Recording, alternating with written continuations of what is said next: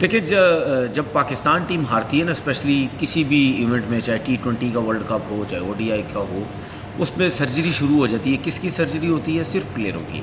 ना सिलेक्टर्स की होती है, ना कोचिज़ की होती है, ठीक है ना, ना जो लोग अराउंड पाकिस्तान टीम के हैं, ठीक है, जो जिनकी वजह से ये सारी चीज़ें बर्बाद होती है, इनकी कोई सर्जरी नहीं होती, क्योंकि ये लोग सब अपना आपको बड़े शफाफ रह के साइड पे निकल जाते हैं।